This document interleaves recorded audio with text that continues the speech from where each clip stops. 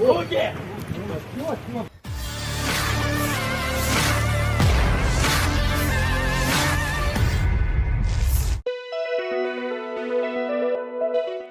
beredar rekaman yang memperlihatkan pasukan FSB Rusia menahan seorang pendukung sektor kanan yang dilarang di Federasi Rusia. Ia disebut sedang mempersiapkan serangan teroris di Mineralnya Vody dan Seleznovodsk.